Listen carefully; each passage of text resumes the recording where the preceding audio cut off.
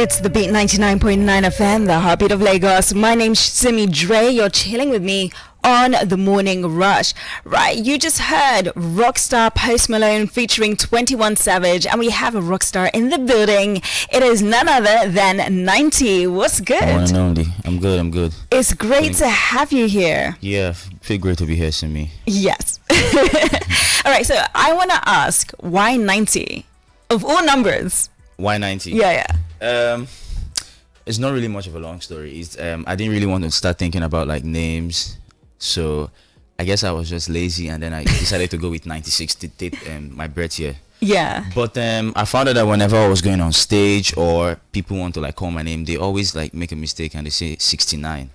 Oh. Yeah, and I didn't want that for like the long term, so instead of like the birth year, I just decided to go with that whole 90s baby, the whole decade stuff. So it's just 90. And it makes it easier to, you know, create like a footballer age. And I mean, when it was 96, people still say 90. So I guess 90 just stuck. 90 just stuck. Yeah. Yeah. So how come music was what you chose? Tell us about your journey into this industry. Yeah. Okay. So I actually, from a young age, I just knew like I'm not going to be like that office guy. I don't know why that was like predominant in my head. So I decided to go with sports. I really like sports. I chose to play football. My dad was supportive. I was in an academy and all, but I am really a hard worker when I love something, like when it's a hobby for me. So before school, I always wake up very early. I train. I make sure that I'm better than every other person on the field. But then when we are playing, it doesn't really translate.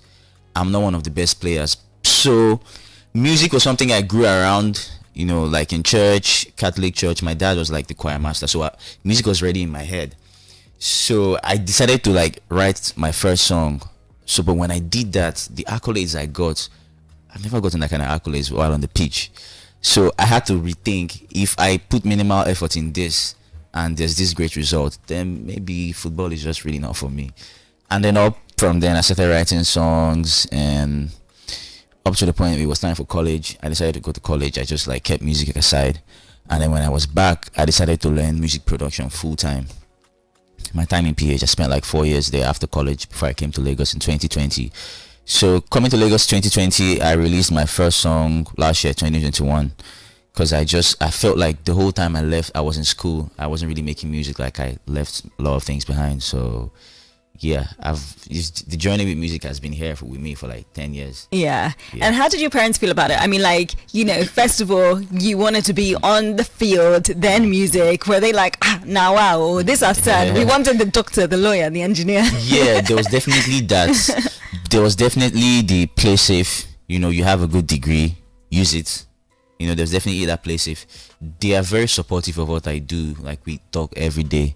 My mom, mom's always been mom. She's just like, you're not the only person doing this music. There's like everybody in every street trying to make music. So just really be careful, go to school, keep that thing aside. I know you're a great musician, but not always like the great musicians make it, because there are a lot of people doing this. So she was always scared about how it would come out. But yeah. I guess I'm on the right path. Definitely. But I mean, has the path always been smooth? Because like, let's not lie. Number one, this industry is difficult. Yeah. Number two, Niger is difficult. Thank you. I was about to say Niger that. Factor. Not the industry. I think the country makes the industry difficult. Yeah, but it hasn't always been smooth sailing. Sure. But I just always have to like give props to the people like I have around me. For some reason, like God always like sends like good people around me, and people that can manage my character. People that can move with me and grow with me. So I guess the people around me kind of make it worthwhile. Yeah. For me to do, yeah. I love that. And it is worthwhile. I mean, you have your brand new body of workout, Rare Gem. Tell us about this. I'm very excited because in my mind, I've always been like, I don't really want to release singles. I'm a project guy. But things doesn't always have to work out the way you plan it in your head. So this being my first project really makes me excited, because I would make songs and then I would take a picture of myself and like write the name of the project back in like 2018. Really? Put it on Apple Music or just make sure like I'm seeing a photo and I'm seeing songs, and I just like be playing my songs back to back. So I always like playing body of works, even other artists. Like I get invested in an artist when you have like a body of work. So this being my first really makes me excited. Yeah, so tell us about like the songs on this body of work. I mean, like you said you're a producer, but you didn't produce the songs this time, did you? I produced the last song Oh, you with my okay? friend Rox. Okay, all right, Yeah. all right. So tell us about like this sort of sound we're gonna hear from this body of work. That question, when you listen to the project, there are different sounds. So though it's Afrocentric, there has to be Afro in what I do. But then there's like different elements. There's that patois. There's definitely a lot of soul in it. There's pop. It's just bringing different sounds and then like making Afro like the core, The like core, the bass. yeah. Yeah, because it's the reason why I'm an African man. So I try to embrace it. Of course. So yeah, you definitely get Afro and you get different vibe, different feelings too when you listen to the project. I don't really know how to make other people feel. I have what I have in my head, but What do you have in your head? The 7 songs are for like 7 different Nigerian girls that I know. There might be more traits, but it's like 7 character traits of Nigerian women. But I guess it's coming from me because it's the Nigerian women I've faced and I've seen this. So I guess when the girls listen to it, they can pick out, oh, this is me. Or I guess if you listen to it, break it down for us. I'm intrigued. All right, so what are the 7 character traits? Okay, so yeah, the first song is Hold My Side. It's for the click. If I do this, would you identify yourself when I get to you? Do you know what? I will. Okay. I will. I'll do Okay. it. I'll do so it. the first song is Hold My Side. It's for the clingy girls. That's Yeah. not you. I'm. You know. Alright, No, okay, no, let's go next I'm one. clingy. I can be clingy. I can be clingy. So there's Buttercup. That's for like the introverted girls that just want to stay home, smoke, chill with you. They don't really want to go out. And then there's Kiss and Yeah, Tell. that's not which- me. Yeah. And then there's Kiss and Tell, which is like the opposite. I guess it speaks for itself. Is like girls that always wanna like make videos of you online, like tell the world that okay, yeah, I'm with this person. You know. Yeah. Like, these are really really cool girls, to be honest. And then there's Diamonds, the single. The girls that want to get married. Is common thing with Nigerian girls when you've dated them for like a year or two. It's like, aren't you gonna Before, put a ring are on we it? supposed to be like Lord of Rings? I'm confused. So yeah, and then there's Keep to My Lou, the gym buddies, the girls that always go to the gym every time. They're like obsessed with looking good. There's Maintaining Beauty, the ones that take like 2 hours to get ready, always have like their makeup in their bags, always like concerned about how their that plays the face card always. And then the last one is Wants and Needs. The people that always bill. The billing girls. Yeah. So yeah, that's it. Fair enough. Do you know what? I identify as a few of them. I'm definitely clingy. I like to look good, so I do spend like time on my hair and makeup when I have places to go, but I don't necessarily carry it in my bag. There's no makeup whatsoever in my bag. What else? I like to look good as well. I like to. No, I don't like to work out, but I like the results of working out. Okay. Yeah. So I feel like I'm, a few elements of all of them So blended into one. you're not the last one. You don't bill people. I handle my own bills. Yeah. That's what I'm talking about. I do handle my own bills. But what is your favorite song off that track? My favorite song of the project, sorry.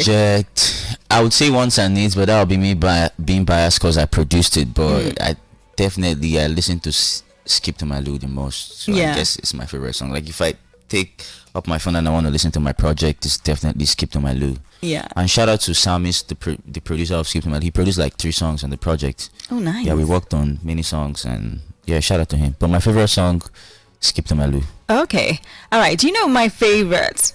Diamonds. Apart from Diamonds, yeah, because I do like that song. Yeah. But my other favorite are the NFTs. Apparently, you were giving out a few days ago. Yeah. Yeah.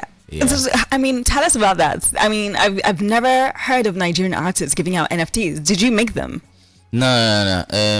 It's Bored Ape. Bored Ape is one of like the most expensive NFTs, so I had to like do the collaboration with them. So this is Bored Ape like presenting 90s, and I know it might not really be worth the fortune now, but people like in the NFT space knows what it will be from now if you're like collaborating with Bored Ape, because I don't think there's like a more expensive NFTs than the Bored Ape. Like a community. So yeah, I'm just collaborating with the Bored Ape and yeah, giving out free NFTs to people that love 90. Fair enough. You gotta hook a girl up. Definitely. So are we gonna see any music videos? Are we gonna see maybe like a tour, a concert soon? Yeah, I mean, it depends on the way like people perceive the project. Depends on, I can't like just move on tour. I have to like see where those streams are coming from. Um, yeah, but the music video, I don't really have anything now in mind. My plan is I see what song is doing really well, and then I amplify with a music video. Oh, okay. Yeah. All right. Well, like I said, one of my favorite songs is Diamonds. We have it right here. We're going to play it on the Beat 99.9 FM. Just before we wrap up, is there anything you want to tell your fans and your listeners? Yeah, I mean, I appreciate the fans. I appreciate the listeners. I call them my family because they are the reason why I'm still here doing this. Because, like I told you, it hasn't really been smooth sailing. So, the people around me, the people that text, people in my DM saying how great of a musician I am. When I see that, I'm still starstruck. I got into music because I felt like I could really write, but when people look in your face or like send a text like you're amazing, it gives like a different feel. It makes you want to go back to the studio and show them why you're really amazing and like outdo yourself. So yeah, I really appreciate you guys. It's going to be a hell of a journey. I'm definitely going to make mistakes, so this is not politics. And when I make mistakes, you'll be like, "We rooted for you." I'm definitely going to make mistakes. So, yeah, just get along the ride, and it's going to be a hell of a madness. Definitely, we are here for the ride. Right up next, though, we're going back to the music. Enjoy. Back to back, we have Piano by 90, but first, this is Diamonds by the man, the myth, the legend himself. The Beat 99.9 FM. What your radio craze.